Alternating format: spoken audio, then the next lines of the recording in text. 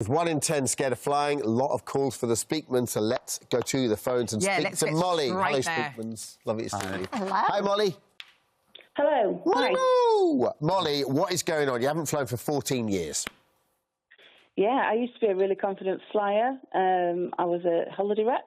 I used planes like buses, and then I was in a quite an unhealthy relationship. Went on holiday. It was very stressful. And as soon as I got on the plane to come back home, I had a massive panic attack. And it was a 5-hour flight, and I've never flown since. Wow. Oh, Molly. Wow. Yeah, and it's surprising, really, because I don't think a lot of people really appreciate that, you know, you can have an incident on holiday and then it's like a build-up of I'm on holiday and you're feeling very upset about, you know, whatever's going on at that time. And then it's almost like you get on the aeroplane and it's like...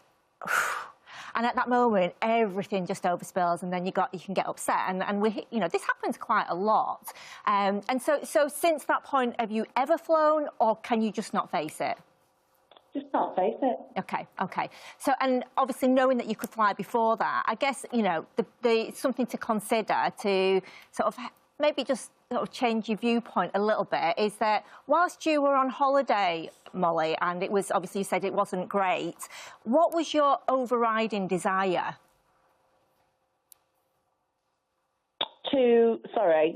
So you're away and it's not great. What do you want? Do you want to come home? What's your overriding? Yeah. What was your home. Absolutely. And I think that real sort of when you think about it, and I know that you were very upset on the plane there, but what I'd like you just to sort of like think about, which you might find helpful, is asking yourself, well, your overriding desire was to get home, and what actually facilitated that for you? The flight home. Absolutely. So, albeit you were upset about something else, what actually made it better? Getting on the flight to come home. Absolutely. Does that make sense where I'm going with that? Is just to maybe realise that I do understand you're upset. I'm really sorry that happened. But when you actually kind of go, oh, hang on a second, it was the flight that facilitated the good ending for me, then that can just give you a positive change of perspective, as can affirmations as well. So affirmations are fabulous because even if you start now, you'll start to, you know, it does make you feel better. The more we repeat something, the more we kind of start to believe it, and it does go in there. So, you know, something like it was an aeroplane that helped me to get home safely. So I hope that offers a bit of a positive spin on that situation. And also, going forward, Molly, presumably if you take that context, it's an aeroplane that's going to enable Molly to go on holiday again. Absolutely. And in a whole different scenario. What's interesting about it is the plane didn't do anything wrong. Yeah. And that's what you've got to really consider.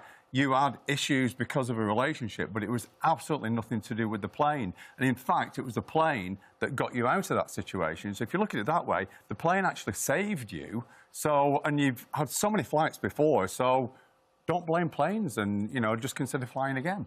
Hope that feels better, Molly. Yeah, that's really good. Thank you very much. Thank you. Thank you for calling, Molly. Yeah, good luck with that. We've got Abby in Suffolk now. Abby, this is all about turbulence. Tell us where this fear started. Hello. My fear started when I had my son. We had really bad turbulence on a flight home once. Are you getting upset talking about it, darling?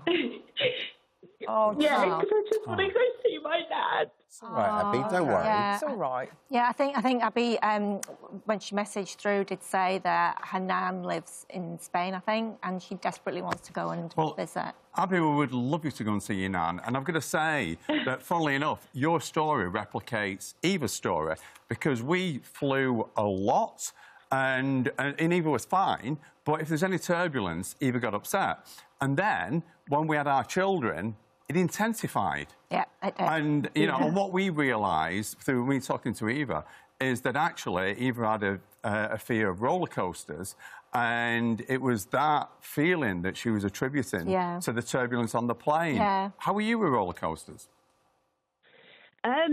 Not great. I would do it on peer pressure, but I don't enjoy them. I don't like them. Yeah, no, and honestly, so everything you're saying, and I think when we become a parent, and you know, we hear this a lot as well, that when you become a parent, suddenly it's not just about you. Now you've got the responsibility of this wonderful little human being, and if you feel that there could be potentially any danger, then of course you're going to avoid it at all costs, which is kind of where I was and where you're at.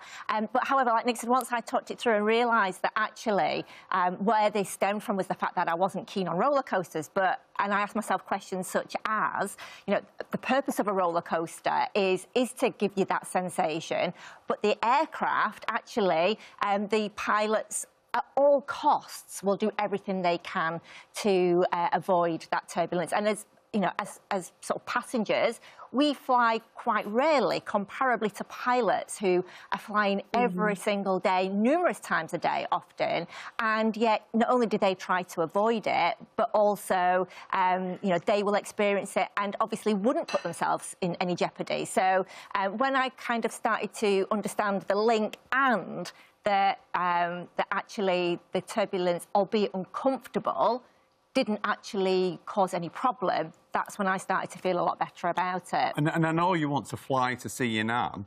Just consider the scenario that you could drive to see your nan. You won't think about the journey, you just think about going and seeing your nan. And let's say during that drive, you went through a lot of potholes, you went down cobble streets. That essentially is very similar to what turbulence is when you're on a plane. Yeah, it is. I think that was another thing that did actually help me, was thinking of turbulence as like a cobbled street or waves in the ocean, which is something a pilot actually said to me. He said it literally is just like being on a boat, absolutely no different. And they can usually and often ride those air pockets to sort of help get a faster journey. Yeah. Abby, I'd say two things. Firstly, you can have the greatest time going down by train. You can get to Spain. I've been down to Spain on train. You can get to Spain on train pretty easily and pretty quickly. And secondly, my rule with turbulence is always, I'm always looking at the steward or stewardess. That's and if they're chilled, then I'm chilled. Yeah, because they see it every single day. Yeah. And all the flights I've never seen them panic. I've never seen them panic. Yeah. And they know best. They know best their experience. Good luck. Thank you very much. Oh, we hope you get to see your nan. We really do. Heidi in Nottingham. Hello, Heidi. Hi. Hi, Heidi. Heidi, wow, you're about to pop your cherry. This is exciting. Never flown before. Talk us through it. How you feeling? Very anxious, nervous. Come on. Where are you going to? Barcelona. Oh, Barcelona. Yeah, the best time. So this is really interesting when you've not flown before. No. Have you thought about flying before, and how did you feel about that? It's always been my childhood dream. When I was growing up, I just wanted to go on a plane. Like, I didn't care where I went, I just wanted to go on a plane, and I never got that wish. Oh, wow. Well, it's come true, right? So it doesn't matter that you're not a child anymore. So that wish has come true, and I'd really, really love you to enjoy the flight. And what I'd like you to consider, because obviously, if we do anything for the first time, we have a level of apprehension because we don't know what to expect, right? Yeah. And that feeling of apprehension is very similar to the feeling of excitement, and the difference is what you call it.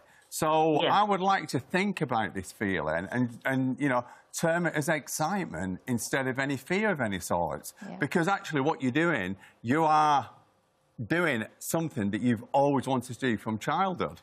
But also what I'd like you to do, if you want a little bit of an exercise, is create what we call a fears versus facts list, right? So you write down on one side everything that you're fearing, and you'll notice that the fear is just based on emotions, whereas factually, what is actually going to happen? The facts are you will be getting on you booked a flight to Barcelona, you'll get off in Barcelona, you'll have a great time, and you will come back and you'll be on a second flight on an aeroplane. Yeah, and my question, actually, Heidi, is that you said it was a dream. So what changed that? What changed your perception of, you know, going on holiday and flying? I think what it is, because a lot of people have kind of frightened me, like trying to scare me, and I think it's kind of got into my head to the point where I kind of believe it. OK, and how many of those were qualified, experienced pilots? None of them. There you go. Not one of them. That's something to consider as well, So is there something in, like, including the trip as the journey, the flight as part of the trip? Oh my You're God, so excited about the whole thing. I love it, I do. Yeah, I do. You can sit back, you can relax, you can turn your phone's not on. I mean, I'm not going on my own. I'm going with my sister-in-law and her family. Yeah. But the fact that you've even booked the flight is wonderful, isn't it? Yeah. The fact that she's actually paid for it, this flight is happening. On your holiday. Wonderful. And it was non-experienced, you know, flying people that put you off it. So just appreciate where you were and kind of think what you thought back then, so that you can actually go back there and be excited, because it is really exciting, and we hope you have an absolutely incredible time. And listen, Heidi, thank you. A little G&T always loosens it up a little bit in that plane as well. So, thank you. Thank you.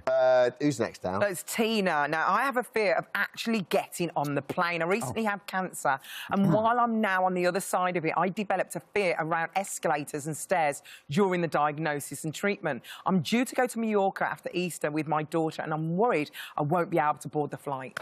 Oh, OK. Right, well, and you know, the answer's in the statement there. She develops a fear of escalators and stairs, which obviously then links to heights and flying, during the diagnosis of her cancer, but she said that she's on the outside of that now.